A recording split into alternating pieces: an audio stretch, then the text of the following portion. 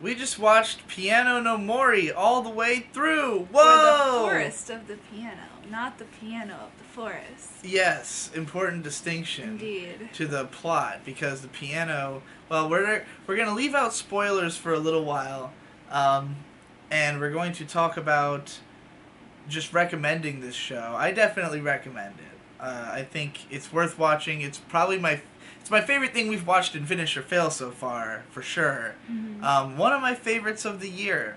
I would not rate it as highly as Devilman Crybaby or probably Pop Team Epic. I'd put it on par with that, maybe.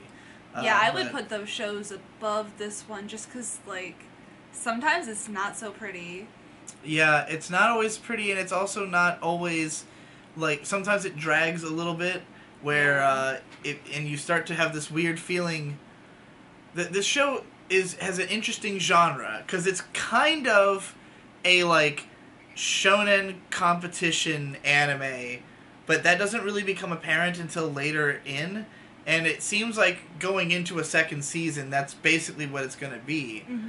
But it's also like a musician's career narrative, where it starts with the main characters when they're small children, and like first learning to play piano, and it's building up to them being like the greatest in the world. Yeah, like the original manga was really long running, so I assume that it just covers over their whole lives. Yeah, it's like 18 volumes. It ran from 1998 to like 2013 or something like that. Which is kind of a lot for a story like this. And there was an anime adaptation of it in 2007 into a movie by Madhouse that went the route of just being like really pretty, and like it definitely made the character designs a little more attractive, because like the manga designs are adapted fairly accurately in this new anime, and they look like dick. Like, the characters look fucking terrible. Like, just baseline, even at their best, even when they're, like, well-drawn, they look terrible. Everyone's got mullets for some reason. Yeah, the hairs pretty bad. Everyone's got, like... And the character designs are very diverse, which I like, and they're very realistic. So they can have, like, kind of really different personalities on display, and that's cool. Races, and you can tell that they're different. Like, even the Chinese from the Japanese. Like, people look distinctive. Yeah, it's not there's no like, same not face. Not stereotypical. It's just like... Well, even among, like, classmates in the early episodes, like, there's other kids who look more like anime, like the main characters, and then other kids that are just, like, butt ugly. I mean, they all have, like, different face shapes, different eye shapes. Yeah. They all... It's, like... It's pretty refreshing to see that in the show. I enjoy that aspect of it, but it's not pretty. No, it's not. And they're not always drawn well at all. Even in the OP, they look kind of fucking weird and shitty. So, but at the same time, the show uses its visuals well, and there are moments that are pretty in spite of the bad designs, where, like, they pulled out the stops to make it emotionally, like, to make the visuals convey something emotionally, which is the most important thing that they can do. Mm-hmm. So, like, I still think the show is really good. It's just that sometimes you're watching it and you're like, alright, well, now that we're in this slow moment where we're just kind of setting up, like, a weird tournament arc, like a really traditional shonen tournament arc, and I'm just kind of looking at the characters and realizing how ugly they are. Yeah, like oh geez, I've watched like 10 episodes of this guy. Yeah, exactly. He looks terrible. But then, you know, you get into like a stunning musical scene and you're like, oh my god, like, it looks great. Do you have any favorite character designs? In this show? Yeah.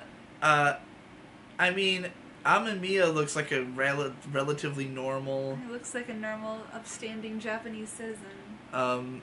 It's really like Kai, who just looks really fucking awful. And then the other like dude with wavy hair. Like, Anybody with wavy hair just looks really bad. Ajino's probably the worst looking. Yeah. Like, outright. Or fucking Amamiya's dad post-time skip when he gets fat, and he's got like this weird fucking hair. This weird, like, almost Final Fantasy, like, Kefka. If the hair not Kefka, but, the guy from Seymour from fucking Final Fantasy X. I wonder if they tried to give him, like, classical musician hair. I think so, but it's crazy, really stupid. But it looks really dumb. So, like, yeah, I mean, this is, like, the worst thing I can say about this show, by the way. Like, I feel like I'm trashing on it right now, but, like... No, I think it's like... It's a great show. Before you recommend it, it's like, if you're watching things just for the aesthetic, or, like, you want something with cute characters, and that's a real important thing for you, then... This show is about, like, listening to classical music. Okay, I don't understand how this could be such a long-running, successful manga if it's about music that cannot be...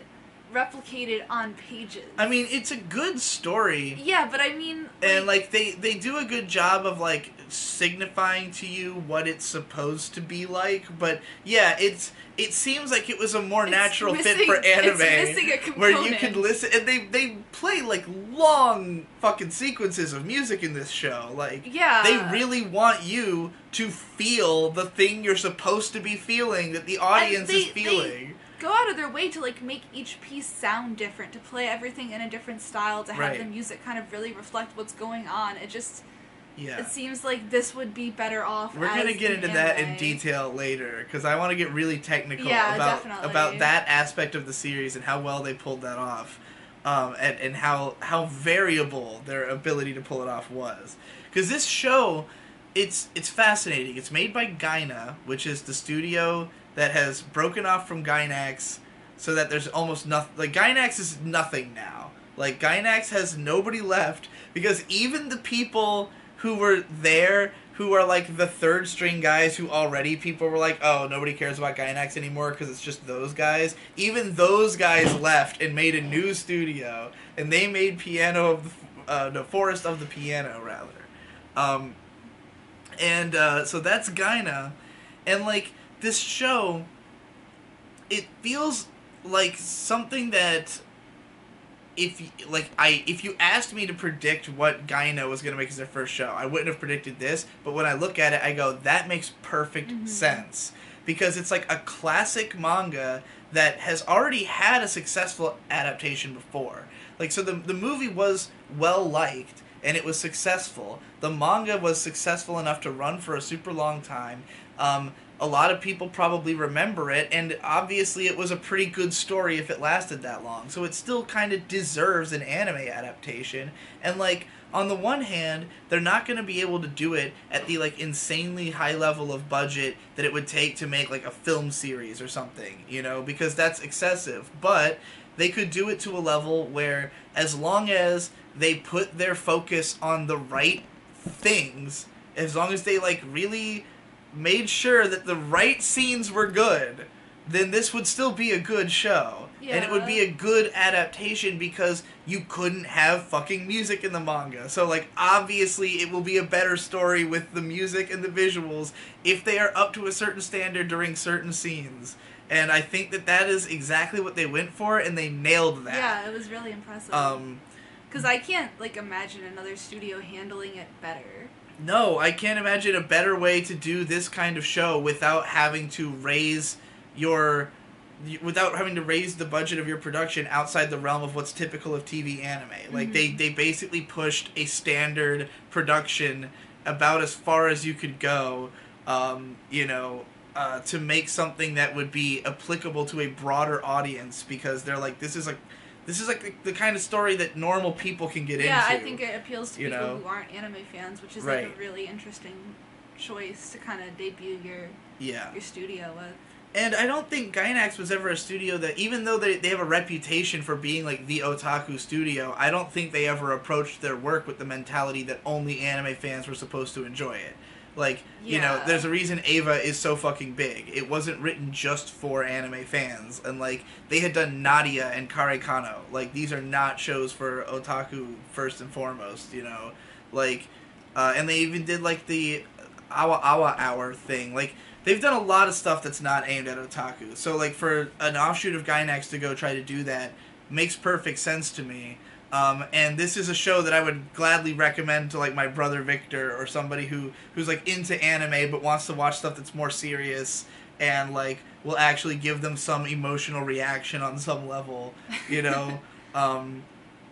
So yeah, it's pretty good in that sense. Should we just like start talking about it from the beginning or what? Like, I guess so. There's a lot to unpack. Talk about, and we've watched this over the course of a couple days, so it might be nice to kind of to refresh ourselves back through.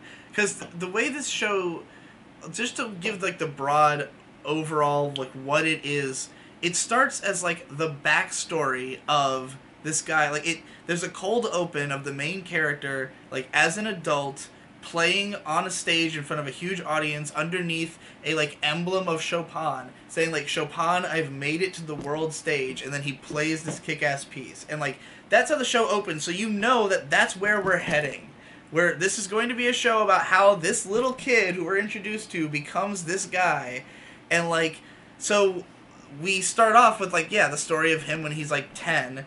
And but they frame it more as like Amamiya's story at first. It was just like, really interesting. Because he just came into the class as like a new transfer student, and he's like meeting everybody, and it's like, it's kind of trippy that they'll start with like the rival. Yeah, it was really cool because they're really a deuteragonist. Like both of them are treated as equally important. They both have episodes entirely to themselves. They're both really the main character, which is why they share a poster space with each other. But like Kai is the one who is like ordained to be the greatest. Yeah, like, but none of that would have happened if he didn't meet Amamiya at first. So like both of their stories are integral to one another, but like by framing it as like this is going to be the story of how this guy becomes the greatest pianist in the world, even if we jump to another character entirely as the narrator, we understand that like the important part of the story is this other kid. Like he's the one facilitating this kid's narrative, like without the existence of Kai, Amamiya's life would have just gone in this exact formulated way that it was supposed to. It would have just been that he was the greatest in Japan and won a bunch of competitions because his dad was amazing and he had a lot of money and he practiced constantly and he was perfect, and like because he was bullied, he felt a very sincere desire to perform at that level, where it was like it wasn't just that his dad was forcing it on him, it was that like kids made fun of him for playing piano, so he was really passionate about it, you know? And like so he really cared about being number one, but because he found somebody who was so much more naturally talented at making things sound like artistic and like emotional, he was personally crushed by that, and it just defined the rest of his life. And this is the story of how that happens. But like as it's happening, you can understand how it's going to turn out that way, but that's not what has happened yet. It's like you're just watching these kids who really just think one another are great. Like they're both like, man, we're gonna be friends because we're like, I listened to you play piano and it fucking shook me, and you listened to me play piano and it shook you, so let's be friends and play piano all the time. Mm-hmm. But like what this is eventually going to become is like a drama between the two of them as their lives have continued to be affected by this obsession with the piano. And like when they look back on the past, then it's kind of like colored differently, it's a really interesting structure for the show overall. But yeah, it starts off with just Amamiya as like the new kid in class. He's really good at piano, but he's like a rich kid, so everybody's like making fun of him for being a pansy. He's been like groomed because his dad is a professional piano player, and he's like groomed to like play every note perfectly. And he like wears weird gloves everywhere because he doesn't want to damage his hands. Yeah, he comes off as like a gay, a big gay. Like that's how they're like. He's foppish, so he's gonna get the shit kicked out of him. He's a really easy target. The bullies make him show them as a dick. Yeah, like, they make him. So this is where I started to think that this show is great, because it's a show about classical pieces being played on piano. They could have easily gone the road of making this very classy, of trying to be like, oh, this is about like, high life, like a more aesthetically driven show. Like like Welcome to the Ballroom. Everything's very fancy. Like, yeah, it's a shonen sports anime, but it's about the high life, This kid has to show kids his dick in the first episode. The bullies force him to show his dick to them. And, like, you really have a sense of how traumatic this is for him. Like, he's fucked up by it. He's, like, losing his shit. And the only person who makes him feel okay about himself is Kai, but, like, because Kai is such a better player than him through natural talent, he's just like, well, I guess I have to hate myself for the rest of my life, because I will never be good enough to live up to my mental image of my friend. It was intense. Yeah. So... And Kai doesn't live a perfect life either. Kai also gets bullied. He gets in, like, fights every day, and his mom is a literal prostitute. Yeah, that was the other super raw thing about episode 1. It's just like, yeah, his mom's actually a whore. And, like, they call it, because they say, like, your mom's a whore, and then you realize they were, like, literally not kidding. He lives in the forest. And, like, right by the red light edge of district. forest. He lives in a tree house with his mom, who was a prostitute, and he, like, works in a brothal. He doesn't live in a tree house. Yeah, he does. He lives in the tree. Does he? Yeah, his house is in the tree. Oh. What the Wait, his mom lives in the tree too? What the fuck? I didn't even catch that. They, like, found a piano in the trash and they brought it to the tree, and that's, like, why he plays in the forest, because he lives there. I see. I thought the piano had just been in the forest. I didn't realize they brought it there. When did they explain that? They explained it in the beginning. I fucking missed that detail somehow. Like, he lives in a tree, though. His mom's, like, climbing out of the tree to go downstairs. It was, like, really weird. I didn't even realize they were in a tree. I guess I missed that. But yeah, he lives a pretty, like, weird, like, he's basically, like, the scraggliest brat that you could possibly be. But because he just, like, found a piano on the side of the road, he has just been practicing piano obsessively and is really good at it. Yeah, the piano that he's playing is, like, broken, and you have to, like, push down really hard to play it, so he, like, is, like, used to bashing on the keys, so when he starts playing piano, he's, like, really So he doesn't awful. think he's good at playing piano, he just thinks he's good at playing the forest piano. It's, the show has a lot of interesting ways that this story can be, like little weird twists for how this all gets rolling, like, why did this kid get so good but not get recognized for it until this moment? Like, there's a justification for that, you know? Which doesn't matter in the long run, because he ends up tempering his, like, hitting the keys too hard because, like, it's not a way to play regular pianos, and he can't rely on the forest piano. So, like, in the end, he just trains and becomes just a really good pianist, like, in a regular way. It's not like he has a superpower where, because he plays extra hard, this is, like, how he's going to become the greatest. It's like, that's something he had to actually, that was, like, kind of a weakness. Yeah, but it also, in the end, turns out to be a strength because he can play for a really long time. He just has incredible control. In cinema, because he, like, is used to fucking... And he just, like, plays scales all day, every day. Yeah. Like, because, and that's the other interesting thing about this show, is that, and this is a very Japanese approach, is that there's always the question of, like, talent versus training, right? Like, this always comes up where someone who's had, like, such extreme circumstances that, like, something in their brain is wired to just be good at this thing, to just be natural at this thing, even though, like, obviously they're gonna get better because they do it all the time, but, like, sometimes people will frame this as, like, this guy is almost good by accident, and meanwhile I have put in all this practice and, like, you know, like, putting those two forces to the test. This show kind of frames it that way at first, except that Kai is not just outright better than Amemiya. They're, like, tied, but, like, Kai just is more emotive and Amemiya is more robotic, and neither of them had really tried to be the other thing, and so once they start learning to be the other thing, it's like they're kind of still on the same level as each other. Yeah, and I mean, it takes them a really long time to appreciate the other way to play. Right. Because, like, Kai is convinced that, like, he doesn't even have to read sheet music, he doesn't want to read sheet music, he doesn't want to do any of this, and it's not until he loses the first, first mini tournament. Yeah, and then he starts getting, like, really, like, oh, I guess I'm gonna have to fucking practice for real and, like, learn all the shit, you know? It's not until Amemiya hears Kai after he's practiced enough to be in a tournament to appreciate that, like, it's not just about hitting the notes at the right time. It's not just about replicating a sound. It's about playing your heart out and doing the best you can. Yeah.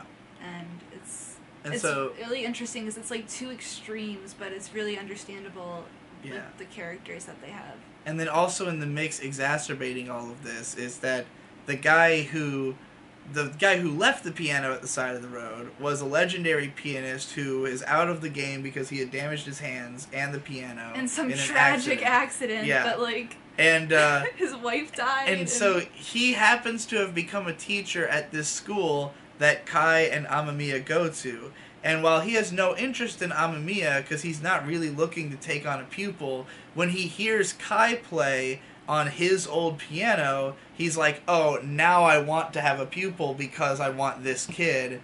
Because, like, this kid has nothing and I can obviously train him up and just make him amazing. Because he's, like, fucking got insane natural talent. He plays kind of like me because he plays my piano. I want to, train him to be be the best that he can be if he's into that. Like, if he's not into it, then whatever. But, like, if he wants to do this, I will dedicate my life to making this kid good at piano. Yeah, even though Amamiya and his parents have, like, been harassing the teacher to, like, train him. Because the teacher, of course, is, like, rivals with Amamiya's dad. Yeah. And it's cool that it's all interconnected. Yeah, and he was way better than Amamiya's dad, but because he broke his hands, he's now like a non-entity.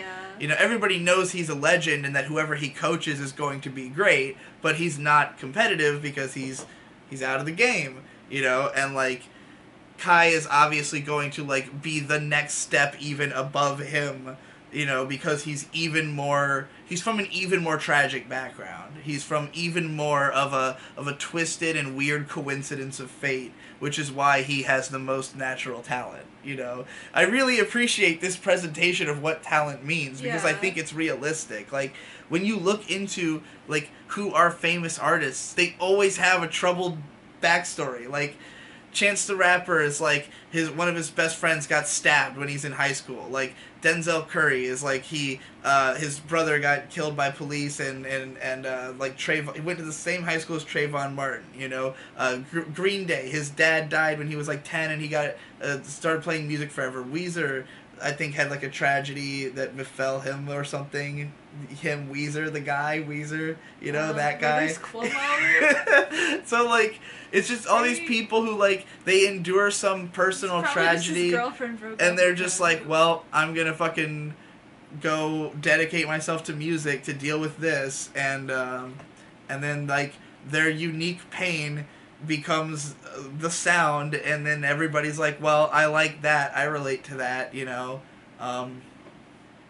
but like I have a milder version of that had happened in my life, so I didn't jump off the deep end and go start a band, and that's basically what Kai's playing is characterized as in this show. That's how they like portray him in the last episode, is that his piano playing is from such a deep place of what his upbringing is, that he literally takes you into his history by playing the piano. Like, you can visualize the shared hallucination that he's creating. Yes, it's fucking a lot. He's creating drugs. So those early episodes, there's some cool visual stuff. We have to talk about the piano playing itself, the CG. Of course. How do you feel about it? When I first saw it, I was kind of iffy, but then I realized that like they're playing accurate notes, right? And they're able to kind of like do a swipe, and like you can see the whole stage and everything. And there's a lot of cool locations where they do this. Yeah. So I liked it, and then like as the show started progressing, those scenes were degrading in quality. Yeah. And it was like, this is... But they picked it up at the end. Yeah. They saved it for when it's important, but when some of like the other characters really rides the line. Yeah. Like, this show, I felt that watching this show all the way through, every single moment, I felt like they took the mentality of like, let's do the minimum effort to make this as good as it needs to be, so that when we have to do the really great scenes, we can go all out, because the finger animations are impressive to watch, And, like, even though you see the 3D models, and for a second you have to be taken aback because it suddenly is in 3D now. Suddenly in not great 3D. Yeah, like, the character models are pretty basic. They look fine. They look like a Tales of character model or something. It's not great, but, like, though. Yeah, it's not incredible, and it's just the fact that it's transformed that's distracting. But they move constantly, so there is that. They're always, like, moving and animating. They're never just, like, doing something really basic. They're never just like a walk cycle, you know? It's always... They always use CG because they're trying to do something complicated that they just can't animate. And I mean, if they're going to have the character, like, accurately hit each key, and they do that with 3D model, that's cool. Yeah, and when you see it, really pushing like, when you hear the music that sounds really intense and technical, and you see the fingers flying across the keyboard, it works. It's like, you're not distracted by how the CG looks because you're thinking about how cool it looks that he's hitting every fucking key in this song, you know? Yeah. And it looks completely accurate. So, but they save that shit. So when you're like... Only for memorable scenes. So when you're in, like, episode 8, and there's a scene where they've got the CG character, but they have gone way out of their way to stage the television to block his hands so that you can't see his hands. It made absolutely no sense for the TV to be in that section. It was literally just to cover up his hands.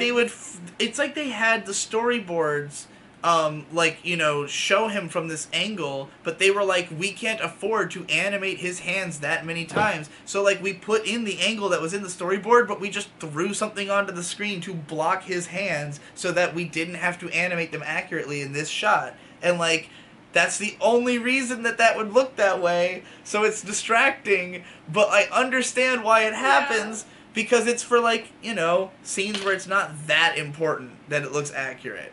And then when you get to, like, the big bad fucking blast-off scene, you know, they're just timed and edited really well. So the early episodes have a little bit more of the flair. And there's also these great 3D environments that they inhabit that kind of look like they're made in, like, Unreal 4 or something. Mm-hmm. Like, they'll have the camera, like, pan down from above and just show this, like, really gorgeous 3D set that's, like, got a spotlight lighting, so it looks kind of neat, like it tapers off into the distance. And it'll be, like, the kid in the forest playing the piano under a tree and all this detail and foliage and, you know, as the camera sweeps down. Nice long shot, let you drink it in. All right, let's not get tired of that, you know. Yeah, I like the way it looks, basically, is what I'm saying. I like the way it sounds. It's a show that, at its baseline, kind of looks ugly as sin, but when it needs to look good, it magically just does. And you go, wow, they did it. That piano scene was really engaging. I don't know anything about classical music, and this brings me to one of the difficulties I have with this show is that I can't talk about how well they actually made the songs sound significantly different, or in, like, how good those differences are supposed to sound. Because, like, there's a lot of the time in this show, there's a competition between somebody who's playing extremely accurately and somebody who's playing, like, their own kind of rendition. Like an interpretive version. Right. And it's usually Kai playing something that's supposed to sound, like, very different from what it originally sounds like. Yeah, there's, like, lots of improv in it, and, like, Kai plays the minute waltz, like, throughout the whole entire show. Like, when he's a kid, when he's, like, middle, and then at the end of the competition. And, like, you can tell that the versions are different. Yeah. Like, the last time he played minute waltz, it was, like, insanely different than it was the first time. Like, I'm sort of familiar with some classical pieces, and, like, it sounds pretty good to me, but, like, they're just regular professionals playing it. It's not like the world's greatest Exactly. pianists. Like, I mean, you can't really simulate having the greatest piano player of all time in your anime because that person is not real. It's a fictional character. They're probably not available. And so, like, yeah, when they 7 different versions. When they songs. shake it up and they're like, "Oh, his rendition is different." Like, I can tell that it's different, but I don't see how it appreciably makes the song better to such an extent that you would consider him to be a genius player, as opposed to simply somebody who had a different arrangement. You know, that also sounds good, but like, you know, where does it come into effect that it would take me to a forest? And like, that's where the visuals obviously come in and help a lot. But like, when I try to imagine in universe, like, what are the judges hearing? It can't be the same thing I'm hearing, because it's what not it's making you trip balls and seeing trees. Yeah, no, it's not like I am seeing that because it's on screen, but the music isn't doing that to me the way it's doing that to them, you know, diegetically, which is fine. It's anime. I accept these terms. You said it was like Food Wars. It did remind... Okay, the last couple episodes got really fucking out there with the visualizing. Because, like, it wasn't really like that before. It was usually just that they were actually in a location. They'd be like, that's so moving, I cried. Like, well, because early on, we would have, like, the kid is actually in the forest, and we see a panning shot of him playing there, or we would see them on stage, and it's panning shots of the stage. But in the last episodes, it's like the performances are him, like, taking the audience visually to a forest. It's kind of like it's a superpower. Yeah, and, like, implying that people, like, everyone in the audience sees the forest and is, like, being taken there by the music. That is what we are meant to believe. And I could believe that that was possible in the music world, but I don't know if this performance would do that to me without the visuals there, you know? Which is fine. Again, like, you can't... There's nothing you can do about that. It's just the unfortunate limitation of the medium. I think one thing they did that was kind of smart was they made all of the other, like, people playing in that contest, their clips are really short. Yeah. So it's like, you can't actually, like, tell if this is being played well or adequately. It's just like they're playing a song. Yeah. And then when it comes to, like, the big performances, it's, like, a very interpretive version of it. And you can kind of, like... I was wondering if, back when this manga started airing, if, like, it was a big deal that all the contests would rate kids more on their accuracy and, like, playing just the notes than an interpretation.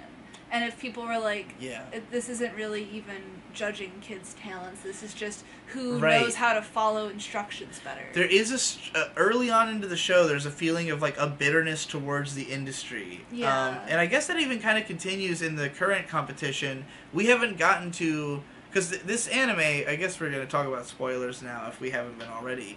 I think when you were talking about it teleporting them to the forest in the last episode... Yeah, I mean, that's not a huge... Like, I mean, like, plot spoilers. Yeah. Because, like, by the end of episode 12, you do not learn what the results were of the last competition that you watched. So, like, we see Kai's performance, and it seems obvious that they're trying to suggest that this was the best one. Yeah. But we don't know the results because that was also the case when he was younger in the qualifiers for a different tournament.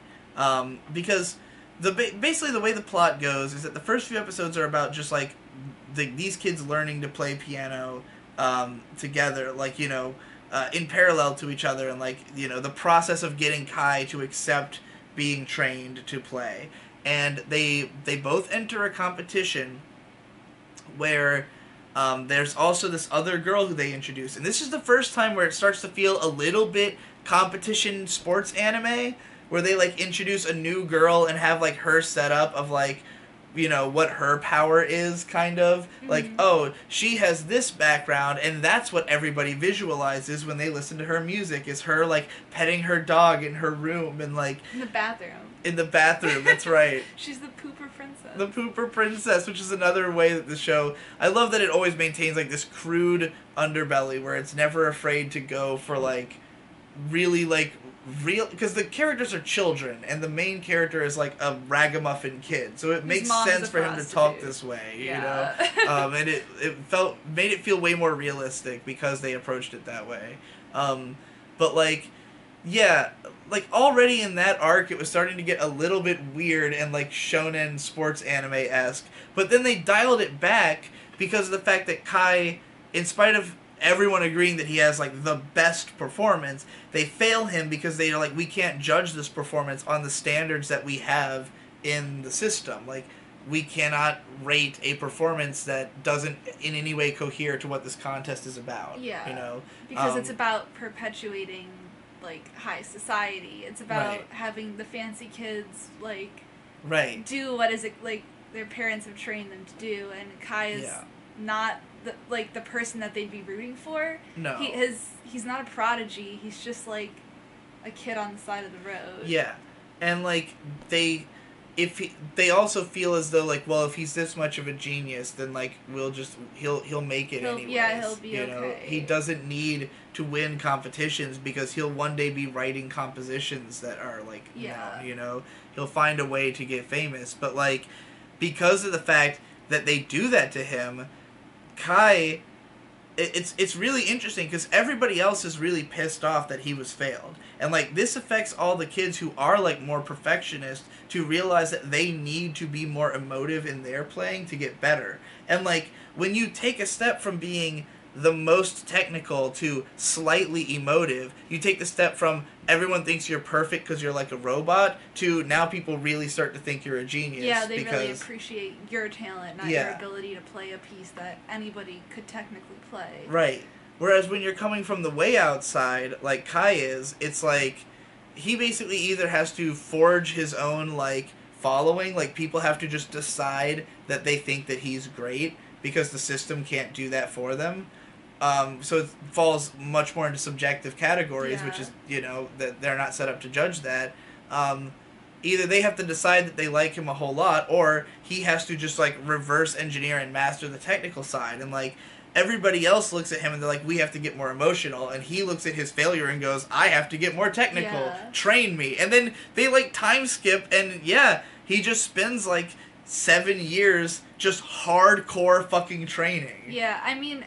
Like, even the next tournament, they had, the Pooper Princess, Aoyuki. Yeah. She, like, won whatever competition she was in because she took a more, like, interpretive approach to playing, and because she was, like, somebody that they kind of wanted to win, and it was the second time it happened, they were like, okay, we're going to award her points, even though she They gave her a new category. Yeah. Because the idea was that she did a more interpretive piece, and they said, oh, we're going to invent the, like, listener's choice category, basically. Like, it was like an honorary award, so that, like, we can, in the future, because they do want to reward this, you know, foray into being more interpretive, because everyone agrees that it's better. Yeah. But, like, they don't want to hold it to the same standard. But, like, because hers is less divergent than his was, it's like, okay, now we will strike and make the... It's... Stuff like that is, like, really realistic. Yeah. And it makes it feel...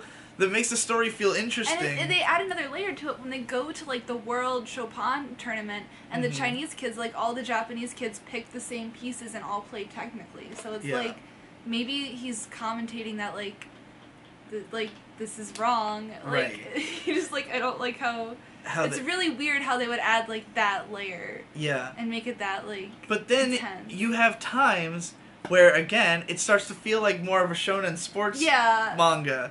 Because, so, like, after the time skip is probably it's interesting because, like I said, it was starting to feel more competition driven, but then there's a time skip and it becomes more emotionally driven again, because it's like Kai has just been practicing nonstop and he's gotten into, like, a legitimately great college, and they have to, like, keep his past on the down low, where, like, everyone in his hometown pretends they don't know him anymore so that they can protect his reputation, because he's legitimately trying to be, like, a famous regular pianist. He's, like, playing at, like, a strip club and is dressed as a woman to hide his identity. Yeah, and moments like that go a little too far into corny, where it's like, I appreciate the idea of him playing piano at, like, a bar or something, but he's playing, like, a dramatic song over like a strip dance, and it's like, no, this atmosphere does not work at all. I don't care how good he is. Like, why is your strip club staffed by piano nerds? Like, this is not okay. Stuff like that is where I felt like they pushed it a little far, and I was just like, they just wanted to get him in a dress so they could have some Fujo bait. Yeah, that's literally why. Because the show does have that, just like other organized sports anime, there's a huge Fujo bait element, because there's two guys in a really hot-blooded rivalry who are real obsessed with each other. and neither one of them talks to any women. Piano boys this time. You know, so. I mean, Kai. There's definitely Kai with the Yuki Aoi girl is a powerful ship because she obviously likes him a whole lot. But like, she's kind of not really in the later part of the show because she's not in the last tournament. Why isn't she in this Swedish tournament? I have no idea. I don't think she like went into the qualifiers.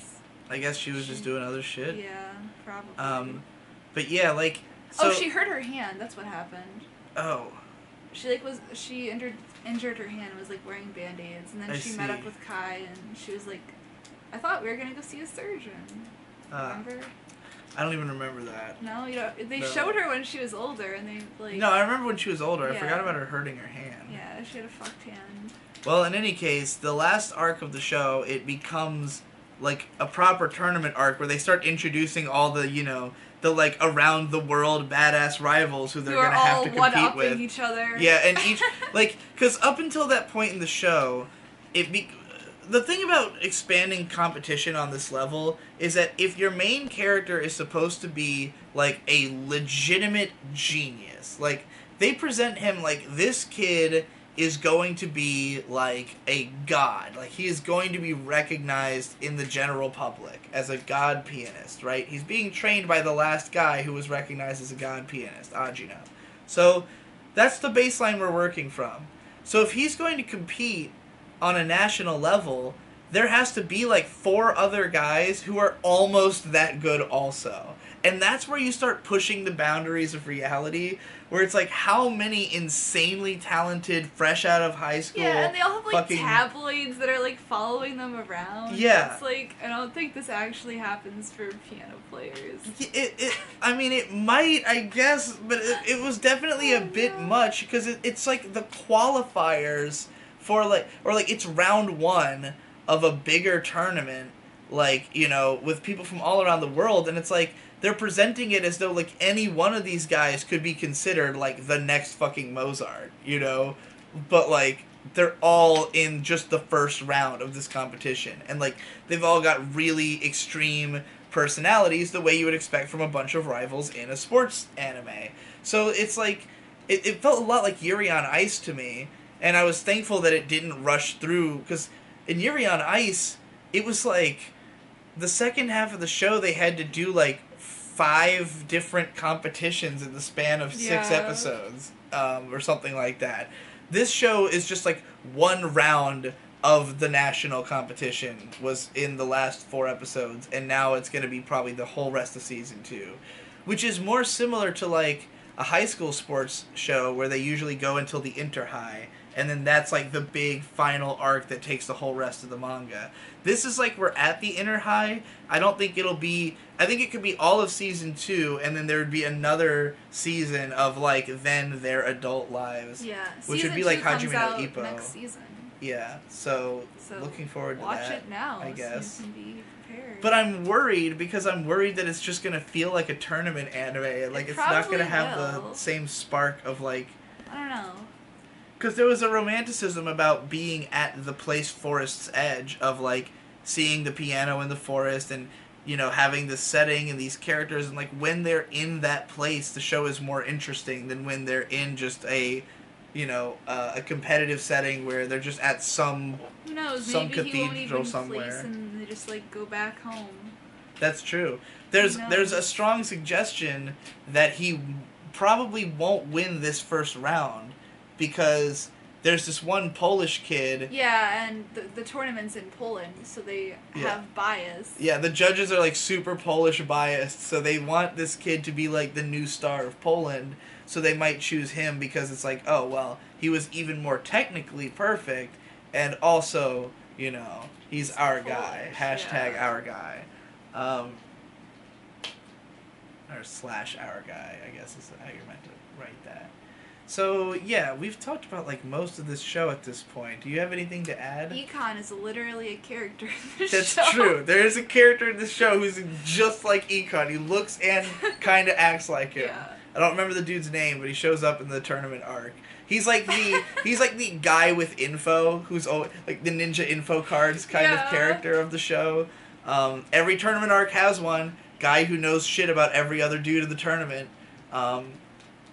And that is absolutely who Econ would be in but it's funny because he like talks shit about all of them, but in the end he couldn't even pass the qualifier. Right. He's like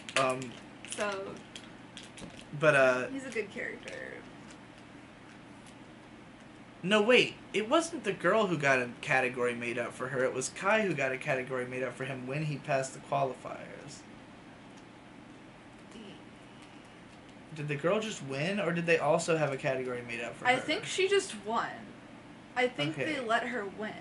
Alright. I think that's what the big difference was. Because I remember being, like, upset. Well, Amamiya won the first competition. Yeah. In the early show. Yeah. Yeah, I don't even remember. I fucking am getting my events. We spent, like, the last week or so watching this. Like, we didn't watch it all in one go. So my details are kind of muddy. Because... like, the show is, at its best, like, the dramatic moments are really well done, the character dynamics are great, the, like, politics of how the piano world works are really interesting, the characters are nuanced, they have really deep pathos, you know, like, the rivalry of the main two is pretty interesting in its drama, like, watching Amamiya go darker and darker in how he feels about it. Yeah, he, like, gets really crazy at the end. He's starting to get real emo, and, like...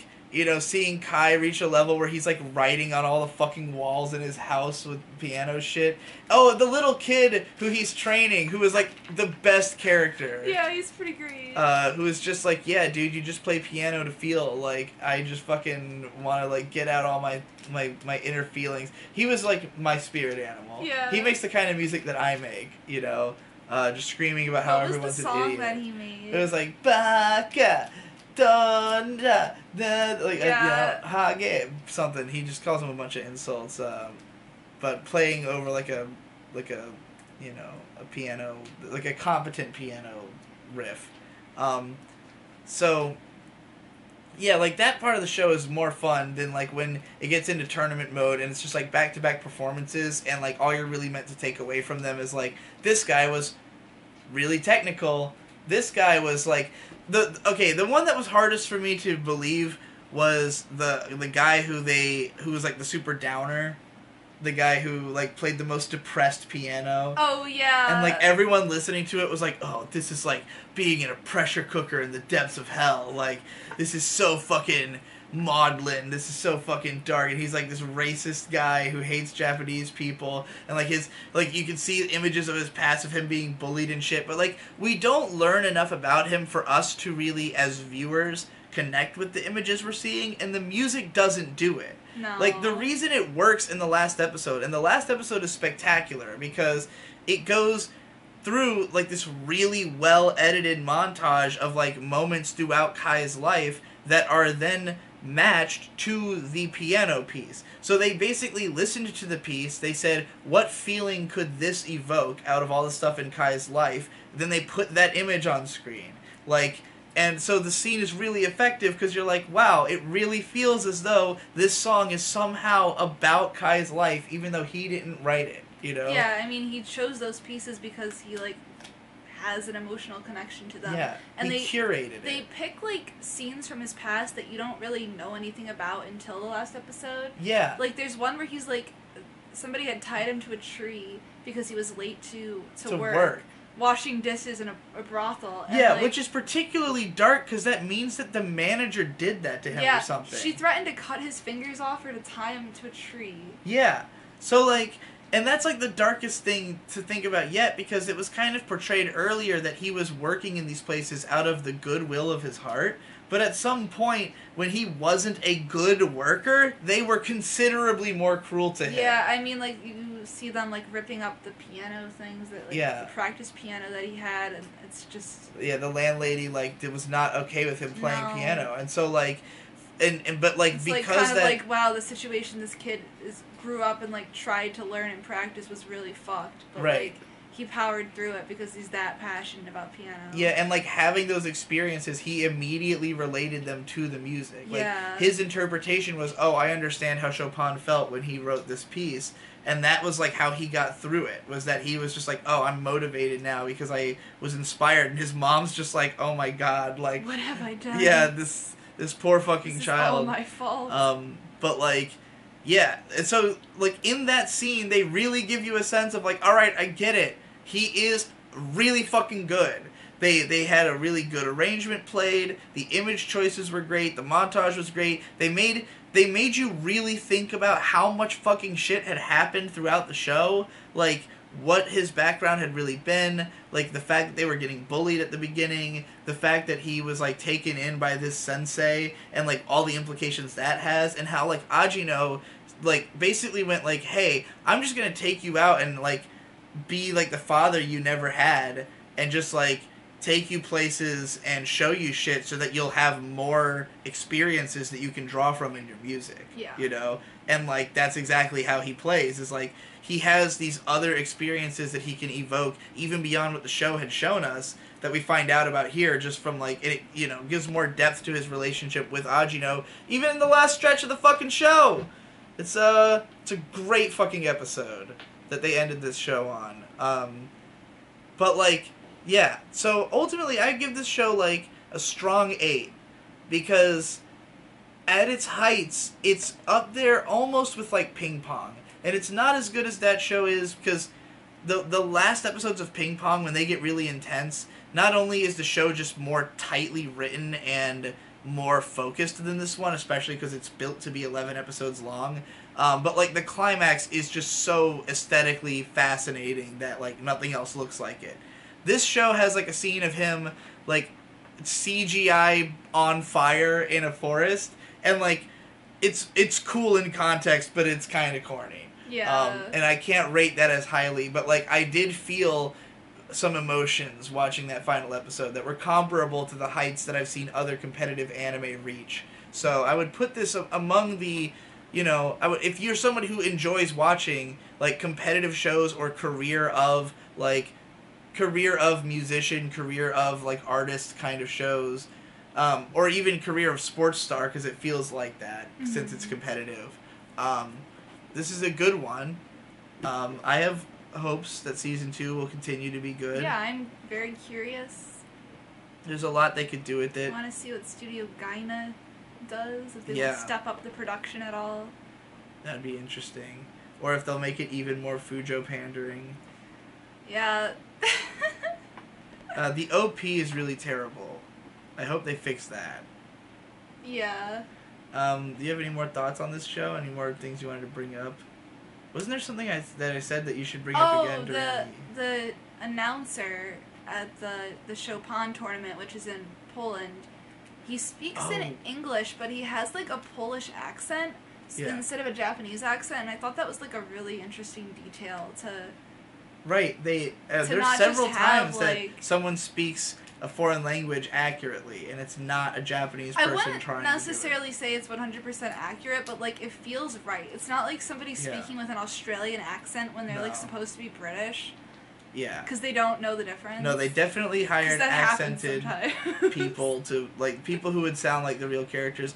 I always appreciate that. That's something that, like, anytime I see a show where they really egregiously use, like, just Japanese actors speaking English, I'm always like, you couldn't just find a guy. You couldn't just pull a white guy off the street. He doesn't even have to do it well. It'll still sound better. It would be better if they just had it in Japanese sometimes.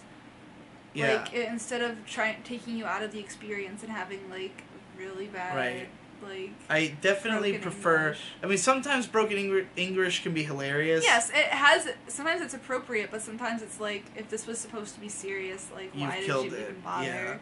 Because we're watching anime, we can, like, accept that, like, it doesn't always have to make sense. Yeah. And I prefer when they just have, like, a guy who doesn't even sound like an actor, but just sounds like some white dude they found. As long as I can buy that it's not a Japanese guy speaking English really poorly, you know. Like in Devilman Crybaby. Yeah. So, yeah, what would you score this show? High 7 to, like, low 8, just because there were some, like, episodes that were pretty boring. We definitely zoned out a couple times. In the middle, there wasn't those interesting piano shots anymore, and it was just kind of like, okay, can we jump to the next thing? It was kind of like it was a little cheesy. They definitely had to stretch things a little bit, where they would have characters maybe repeat something that they've already been over, or just have long piano scenes where they're not showing any hands, they're not showing any really impressive stuff, they're just using piano to pad out the episode. And, like, it's fine, it's nice to hear the classical music all the time because it keeps the tone of the show consistent, but, like, you know, sometimes it's just like, alright, well, we're listening to piano for a minute and a half, and nothing's really happening in the plot, you know? So yeah, I get where you're coming from there. But I enjoyed it. It was good. Do you think you'd watch a whole second season? I'll give the second season a shot. Yeah. If it turns out to be like just a tournament anime, it might. I don't know what it'll be like. I don't know. I want to watch it, but like I'm not set on consuming more. All right, everybody. See you on the next episode. Bye. Finish or fail. This is a scarf.